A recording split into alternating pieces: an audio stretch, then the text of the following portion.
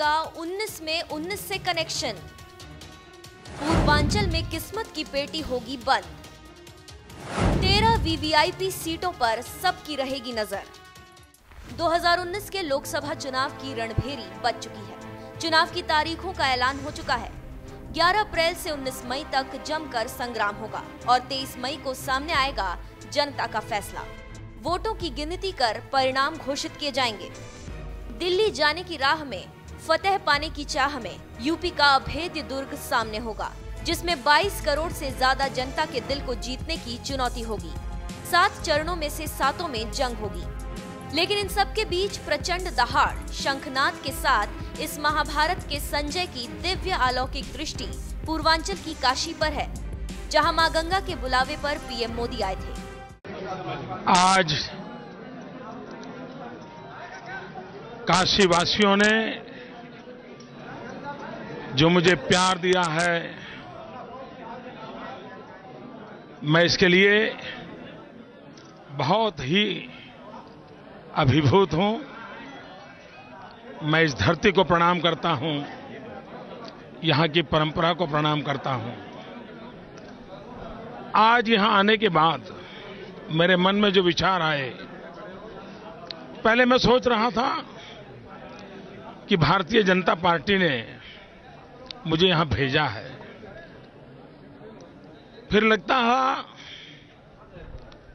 शायद मैं काशी जा रहा हूं, लेकिन आज यहां आने के बाद लगता है कि न मुझे किसी ने भेजा है, न मैं यहां आया हूं। मुझे तो मां गंगा ने बुलाया है और एक बालक जैसे अपनी मां की गोद में वापस आता है, वैसी मैं अनुभूति कर रहा हूं।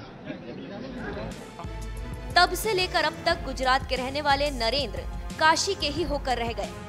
उसी काशी ने नरेंद्र दामोदर दास मोदी को दिल्ली के लोकतांत्रिक तख्तों ताज का महाभार दिया।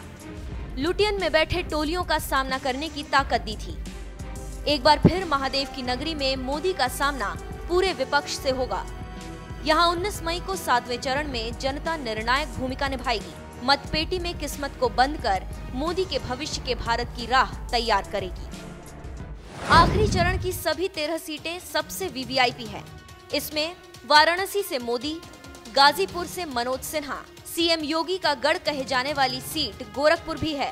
केशव प्रसाद मौर्य की सीट रही फूलपुर के अलावा इन 13 लोकसभा सीटों में बाहुबलियों के प्रभाव वाली सीटें भी इनमें ही शामिल है। पूर्वांचल की 25 सीटों की बीजेपी के लिए अपना महत्व है, विपक्ष के लिए भी महत्व रखता है और साख की लड़ाई खुद सीएम योगी के लिए भी है। बात बनारस की करें तो फिलहाल बीजेपी की तरफ से तो ये साफ है कि नरेंद्र मोदी ही बीजेपी के उम्मीदवार होंगे।